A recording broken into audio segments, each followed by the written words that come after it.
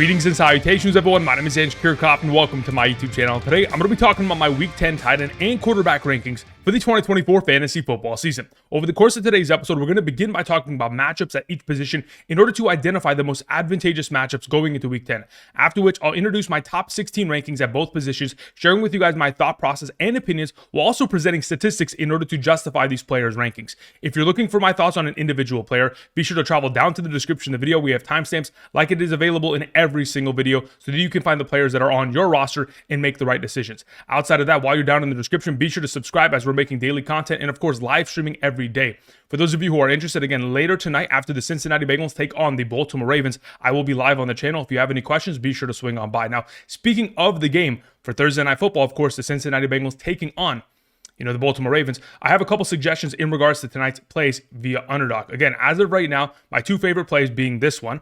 Of course, Derrick Henry anytime touchdown. He has done that every single game thus far this season. Zay Flowers going higher on his receptions and Mike Gesicki going higher on his. Again, we'll talk about Mike Gesicki later on in today's episode in regards to tight end rankings, but this is one of the great plays that I prefer going into tonight. Now, this is another one of the overall entries that I've made in regards to still continuing with the Derrick Henry anytime touchdown because he has done it for a consecutive 9 weeks, but also Joe Burrow over 1.5 passing touchdowns. Again, he last time against the Baltimore Ravens threw for 5 passing touchdowns and 392 passing yards. And of course, Jamar Chase, in the absence of T. Higgins, getting himself a lot of target opportunity and expecting him to accumulate 6 receptions on the night. These are my two favorite plays going into tonight. Again, if you guys want to potentially follow, you can go ahead, travel down to the description, check out the link via Underdog. Again, if you sign up today using code Andrew, not only will you be able to claim the first time deposit offer, not only will you be able to potentially tail those picks, but also get my rankings sent to you for my email directly to yours every single Sunday morning for the remainder of the season. These rankings are by position, by tier, quarterback, running back, wide receiver, tight end, kicker, defense, and flex for a half and full PPR. For those of you interested, check out the map to the right side of the screen to determine your eligibility. If in fact you are not eligible based on your current location, or if you've used my code or somebody else's code in the past, you can always find rankings and unlimited questions answered via Patreon, link also down in the description. Thank you very much for all the support. Okay, so let's go ahead and begin with the first topic on hand, which is tight end matchups going into Week 10. As you can see, the Kansas City Chiefs still at the top of this conversation in terms of fantasy points per game allowed based on tight end receiving statistics accumulated against them via receptions, receiving yards, and receiving touchdowns, followed by the Carolina Panthers, Buccaneers, Colts, Raiders, etc. Now, of course, do not forget the Raiders, Seahawks, Browns, and Packers are all on a bye week, so we won't be able to take advantage of those overall matchups. But going into this week, there are still a lot of matchups that we could take advantage of. Now, in regards to some of the more disadvantageous matchups, we have the Houston Texans, the Giants, the Lions, the Eagles, etc. Typically, if you have a stud tight end that is still taking on this defense, for example, we have guys like Jake Ferguson taking on the Eagles. Even with a backup quarterback, I would still assume that Jake Ferguson, in a negative game script, is still going to get himself a high volume of opportunity, enough to where he is still going to be a top 16 viable tight end within the given week. All right, with this all covered, again, I'm going to refer back to these statistics over the course of today's episode, but let's get into talking about my top 16 tight end rankings, beginning with our number one, George Kittle of the San Francisco 49ers. George Kittle, since week 2, is averaging 7.3 targets, 6.0 receptions, 77 receiving yards, and 1 receiving touchdown per game on average. Again, he has scored 6 touchdowns in the last 6 games, averaging 16.72 fantasy points per game in a half PPR scoring format, and has an opportunity of taking on the Tampa Bay Buccaneers defense, which just most recently gave up 14 catches and 100 receiving yards to Travis Kelce. There's a reason why they're the third best matchup, allowing 12.7 fantasy points per game to opposing tight ends in a half PPR. Not only did they give up a bunch of statistics to Kelce, but Kyle Pitts went for 4 catches, 91, 2 touchdowns, and even Mark Andrews a week prior to that had himself a 2 receiving touchdown game on 4 receptions and 41 receiving yards. The expectation is that George Kittle, even with the return of Juwan Jennings and Christian McCaffrey, should still be the favorite target of Brock Purdy going forward, especially in such an advantageous matchup. Number 2, speaking of Travis Kelce, again, Travis Kelce every single week is continuing to get better. In the absence of Rashee Rice, he has really been the number one target of this offense like he was in prior seasons. Coming off of a week in which he had 16 targets, 14 receptions. 14 receptions is the most that he has had in a regular season game in his entire career. Yes, he continues to break his own records even at this age, and despite the fact that he was slow to start this season, has been incredible as of late. Over the course of 3 of the last 4 games, has been able to get himself double-digit targets. That kind of opportunity share is something that we cannot pass up on. Taking on the Denver Broncos last season, the last time out against them, he had himself 6 catches for 124 and 15.4 fantasy points. We would assume that kind of level of success is upon us taking on Denver this week. Number 3, we have Cade Otton. Yes, another one of these players that has now jumped into the S tier conversation based on their most recent opportunity share and, of course, production. as of the last 3 weeks, week 7 through 9, in the absence of Mike Evans and of course Chris Godwin, Cade Otton has been averaging 10.3 targets, 8.3 receptions, 86 receiving yards, and a receiving touchdown per game, 18.77 fantasy points per game, and a half PPR. 3 consecutive games of 10 or more targets, and continues to get himself a boatload of overall opportunity within the red zone, which again, for the tight end position, touchdowns are ever so vital in terms of their overall upside. Now, in regards to Cade Otton, in comparison to the rest of the receiving targets on the Tampa Bay Buccaneers, he has seen 5 red zone targets, while every single other receiving option has either had 1 target or fewer. Therefore, Cade Otton, of course, by far and away the favorite target of Baker Mayfield, continuing to find himself an abundance of overall opportunity and succeed in those overall circumstances. To begin the A tier, we have Trey McBride, tight end of the Arizona Cardinals. Now, even though Trey McBride thus far this season has not caught a single receiving touchdown, he has scored 2 touchdowns, one as a fumble recovery, as you know, James Conner fumbled it into the end zone against the LA Rams earlier this season, and last week, a rushing touchdown for 2 yards near the goal line. Again, they're going to continue to give him more and more opportunities, but we're hoping that the red zone receiving upside is eventually going to click in. Either way, they do take on the New York Jets this week. It is one of the toughest matchups you could possibly ask for, not at the tight end position, but for quarterbacks and wide receivers. So hopefully Kyler Murray, under duress, is going to be looking in the direction of his number 1 receiving target, with Sauce Gardner, of course, majority of the time covering Marvin Harrison Jr. It is going to lead Kyler Murray back in the direction of his security blanket, Trey McBride, give him a lot of more opportunity in comparison to last week. We have to remember, last week this offense only threw the ball 20 times and ran the ball as a team 34 times because the Chicago Bears could not stop him. I think going into this week's matchup, expect far more passing attempts, especially a lot of those in the direction of Trey McBride.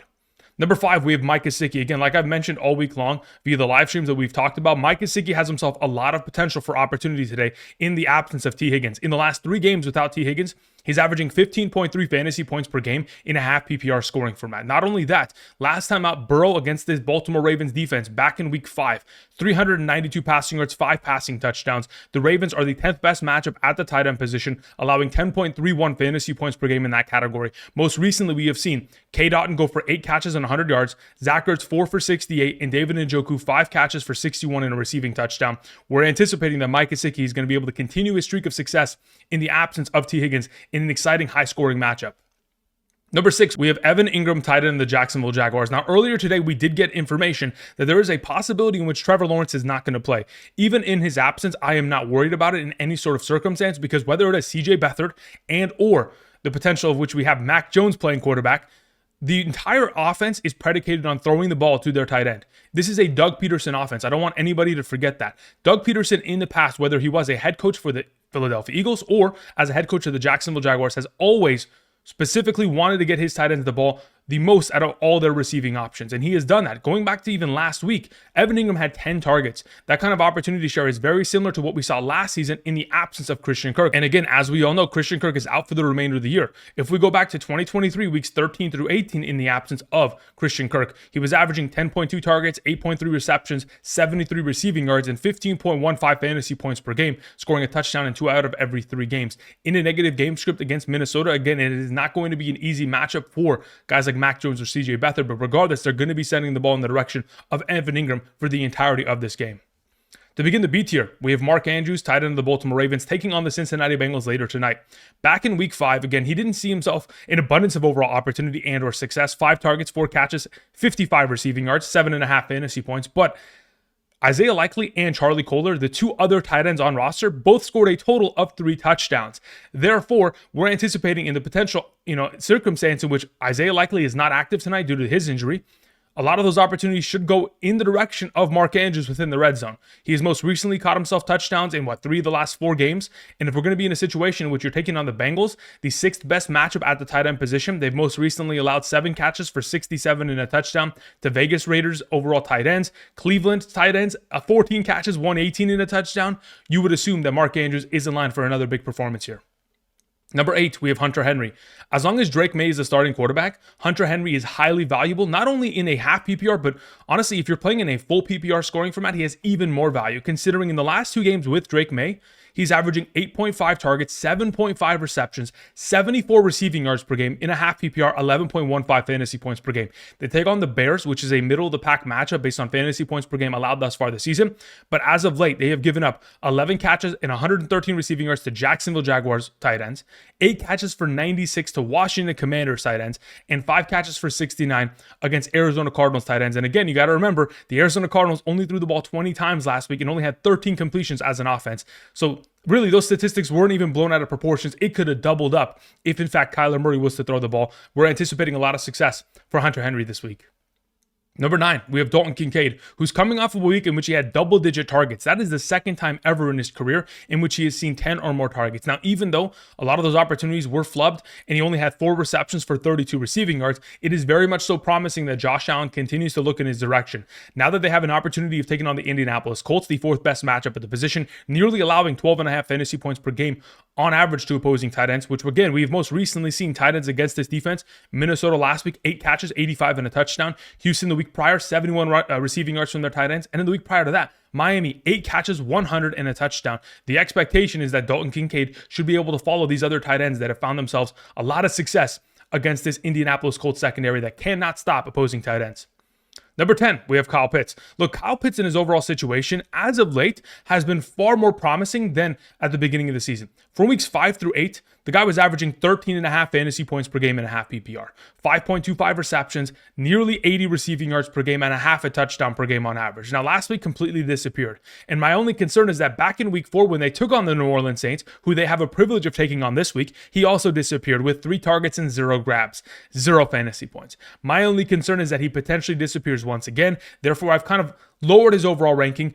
I do believe that, of course, Kirk Cousins is going to continue to look in his direction. Kirk Cousins has thrown, 7 touchdowns and 0 interceptions in the last 2 games. This offense is on fire. Bijan Robinson, as of late, has been more productive than ever, especially within the receiving game, coming off of a game of 7 receptions, 7 targets. We know where the Kyle Pitts targets are going. It's in the direction of Bijan Robinson, which is certainly impacting him. But we're hoping that, of course, the secondary struggles of the Saints and the defensive struggles as a whole is going to lead to more upside for Kyle Pitts within the upcoming performance against a division rival.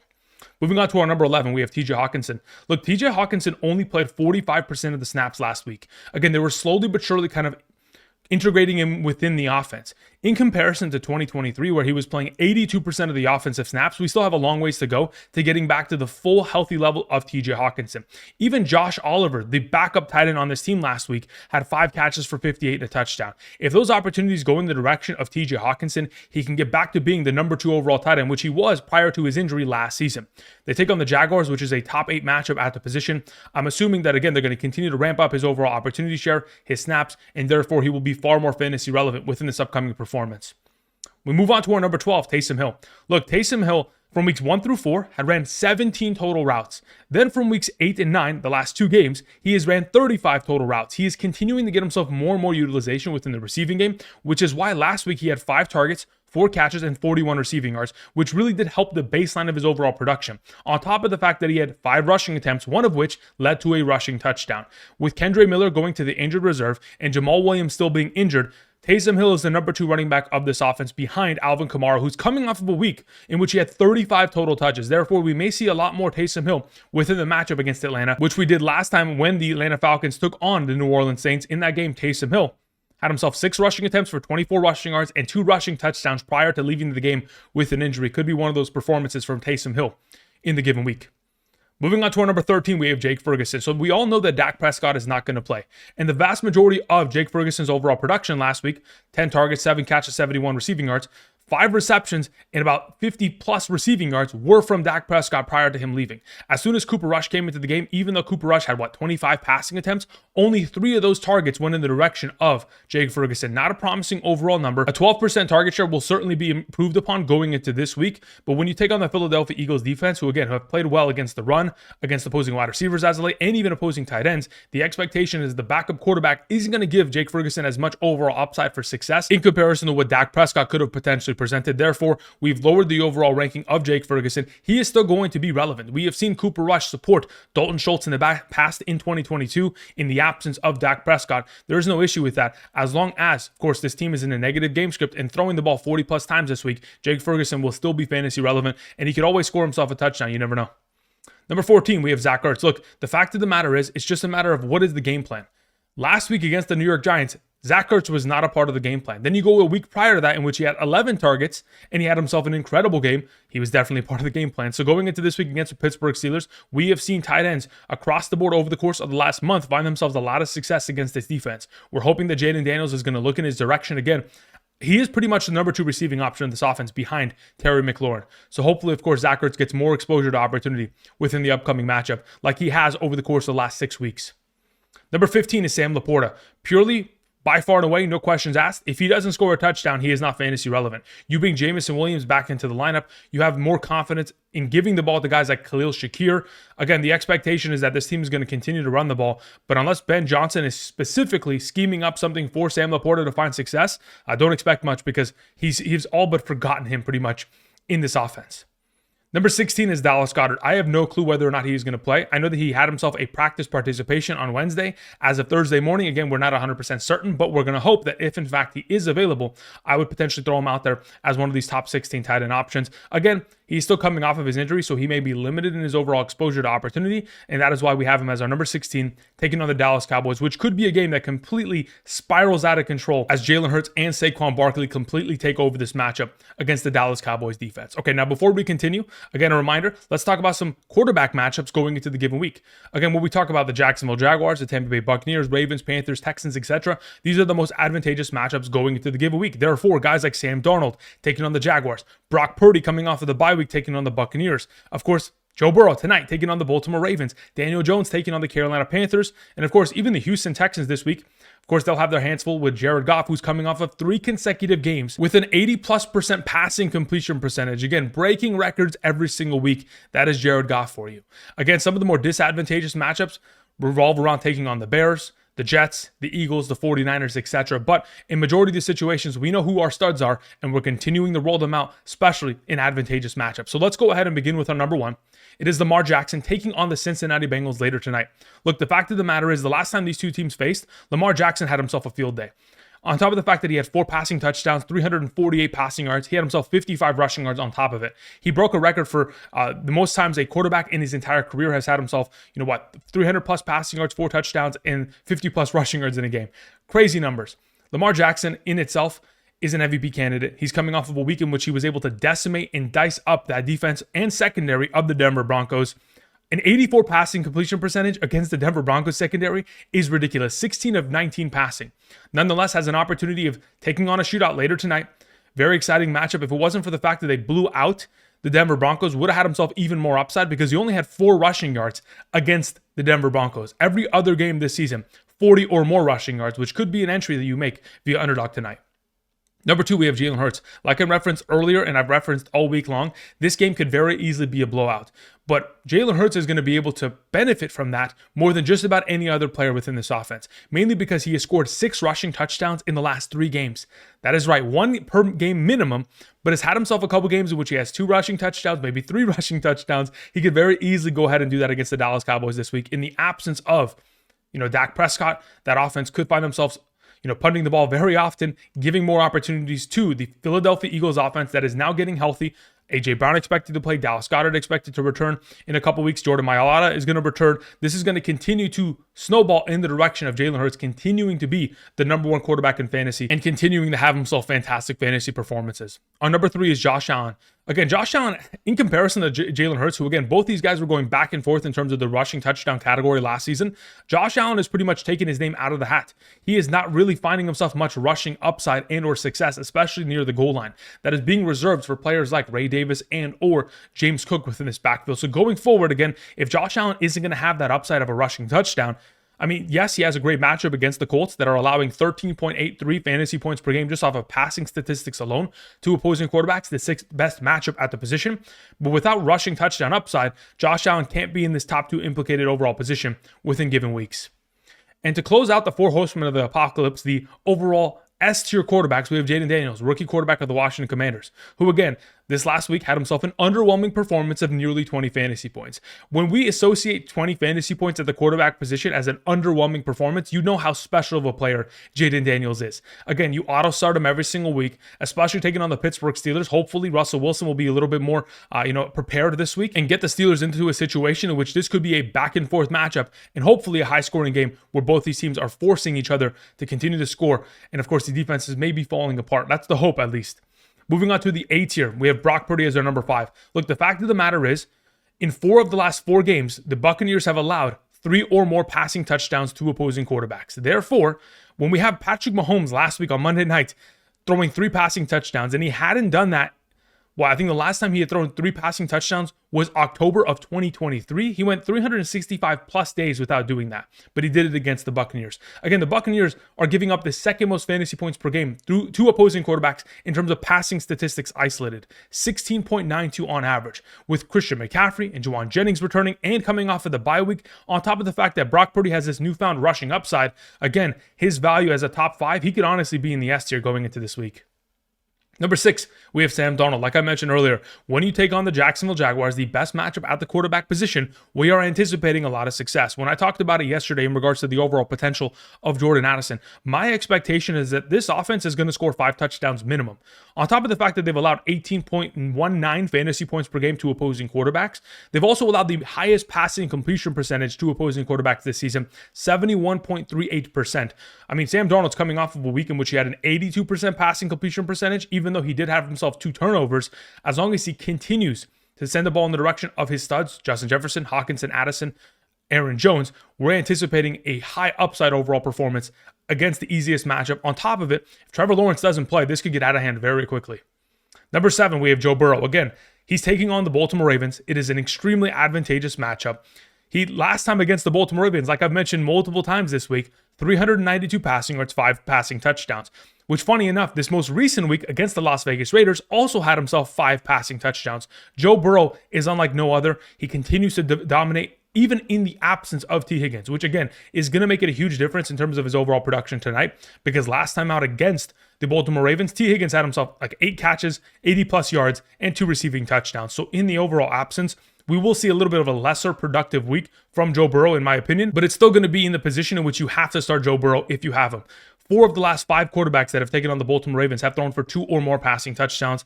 Again, this is the 3rd best matchup at the position. Should be a shootout later tonight. Number 8, we have Baker Mayfield. Regardless of who they're facing and who surrounds him, Baker Mayfield continues to deliver. He is purely, in every sense of the word, played as an elite quarterback this season. Thus far this season, the last 6 consecutive games, 2 or more passing touchdowns. On top of the fact that on Monday Night Football, against a championship defense like the Chiefs, had 59 passing yards in the first half, came out in the second half and forced this game into overtime, finished with 2 passing touchdowns, 200 yards, got himself his scrambling work for 20 rushing yards, and had himself a 74% passing completion percentage. It speaks volumes when you have that kind of competitive level and continue to deliver every single week. I don't care that he takes on the 49ers this week. I'm expecting a lot of success for Baker Mayfield once again. Number 9 is Matthew Stafford. Look, the fact of the matter is, with Matthew Stafford, very similar to Baker Mayfield last week, not finding a lot of success in the first half, but then turning it on in the second half, even in the absence of Puka Nacua. That speaks volumes. This offense was really not able to find themselves much success in the running game in the first half, nor were they able to do so in the passing game. Therefore, in the second half of that game, down many of points, they obviously relied upon their defense to force turnovers, which they've done a lot as of late, which hopefully they'll do against Tua. And at home, in a matchup which should be a shootout with a healthy Puka Nacua, out wide, we're anticipating a lot of success here. We've most recently seen quarterbacks like Josh Allen, 235, 3 touchdowns against his secondary. Kyler Murray, 307 and 2 touchdowns. Matthew Stafford's next on the overall list to have himself a big performance against his Miami defense. To close out the B tier, we have Jared Goff. Look, Jared Goff, like I mentioned earlier, 3 consecutive games of an 80% passing completion percentage or better. 4 of the last 5 games, 80+% passing completion percentage or better. Again, he's breaking records every single week. There has not been a quarterback in NFL history that in a single season has had 4 games of 80% or better. Even though last week's game was in a terrible weather condition, this offense continuing to roll through with Jared Goff, finding himself a lot of success, even though they did rely upon the running game a lot. Again, Because of the weather, that was the case. This week, they're playing indoors. Jared Goff should have himself an abundance of overall success, taking on the 5th best matchup at the quarterback position. And with Jameson Williams coming back, it unlocks a deep passing game in which he can take a singular catch to the house and make, 13 fantasy points occur just within the snap of a finger. All right, moving on to our number 11, we have Patrick Mahomes. So again, it took him 365 plus days to go from one 3+ passing touchdown game to another. And even though he was able to accomplish it last week, the question is, can he continue his streak of success? Now, in order for the Chiefs offense and Patrick Mahomes to do so, they're going to have to rely upon the defense. Because if, in fact, the Chiefs defense can shut down Bo Nix and the Denver Bronco offense, in the same way in which the Baltimore Ravens did last week, this could very easily turn into a blowout, in which Patrick Mahomes is using his arm, Travis Kelce, DeAndre Hopkins, etc., in order to go ahead and expand this lead. That is the expectation. As long as they're able to play great defense and stop Bo Nix on a consistent basis, which again, this defense at times, the last couple weeks here, Baker Mayfield, Gardner Minshew taking advantage of them. If they're going to step up to the task on hand against their division rival and really put it to the Denver Broncos, we could see a blowout and Patrick Mahomes continuing to succeed within the given week. All right, moving on to our number 12, we have Kyler Murray. Now, last week was not the Kyler Murray show. In fact, it was the let's run the ball down the throat of the Chicago Bears because they can't stop a soul. Now, going into this week's matchup against the New York Jets, again, we're anticipating that Aaron Rodgers is throwing 2 to 3 passing touchdowns. This is going to be a game in which, of course, the Arizona Cardinals are going to have to score multiple touchdowns in order to compete and win. Therefore, we're anticipating Kyler Murray to air this ball out, hopefully in the direction of his studs, Trey McBride, Marvin Harrison, etc. And of course, they're going to continue to run the ball because that is what this offense is predicated on. And hopefully, Kyler Murray, in comparison to last week in which he only had 2 rushing attempts for 6 yards, is able to use his legs to dominate against this defense. We just most recently saw guys like CJ Stroud scramble for over 50 yards against this defense. So hopefully Kyler Murray is going to be looking at the film and able to dissect this defense in the same overall manner. Again, we've most recently seen guys like Russell Wilson, 264, 2 touchdowns, Josh Allen, 215 and 2 touchdowns. Those are the 2 quarterbacks all season long that have thrown 2 or more passing touchdowns against the Jets. No other quarterback has done it. Hopefully Kyler will be the 3rd man on that list. Number 13, we have Daniel Jones, who again, takes on an awful defense. The 4th best matchup at the position, taking on the Carolina Panthers and Bryce Young. This should be a competitive matchup on Sunday morning in Germany. Hopefully Daniel Jones, who has himself a pretty good record in terms of away games, this is as far of an away game as you could possibly ask for. Therefore, hopefully we're going to see Daniel Jones, who's coming off an incredible performance of 3 total touchdowns, 24.4 fantasy points, a 77% passing completion percentage, and 7 carries for 54 in a rushing touchdown. Hopefully Daniel Jones is able to continue his streak of success on the road and have himself an upside performance against the Carolina Panthers. Even though it is a Germany game and it could be a weird game because of the overall time shift and all that, I'm expecting Daniel Jones to still play incredibly well. Number 14 is Tua Tagovailoa. Look, the fact of the matter is he's coming off of a game in which he was nearly flawless. An 89% passing completion percentage, 25 of 28 against the Buffalo Bills secondary of all teams. Again, that is speaking volumes. Only 3 incompletions is ridiculous. But going into this week, taking on the LA Rams, we just saw Geno Smith impose his will with JSN and Lockett. And he didn't have DK Metcalf or Noah Fant available because they were both injured. I think this is all systems go indoor stadium against the LA Rams on Monday Night Football. I'm anticipating Tua Tagovailoa to light up this defense, and hopefully this is going to be a competitive enough matchup in which it's back and forth, both these teams scoring a high volume of points. Number 15, we have Kirk Cousins, who's had himself 7 passing touchdowns and 0 interceptions in the last 2 games. The New Orleans Saints most recently trading away Marshawn Lattimore. With all the secondary injuries that they currently possess, it's only going to continue to elevate the overall potential of Kirk Cousins. I'm expecting at base minimum 2 passing touchdowns, 225 passing yards. If he's able to find himself even more success, it's because of the overall workload and the overall upside that can be found specifically from guys like, of course, Drake London and Darnell Mooney making big plays down the field, which again is certainly capable of doing so.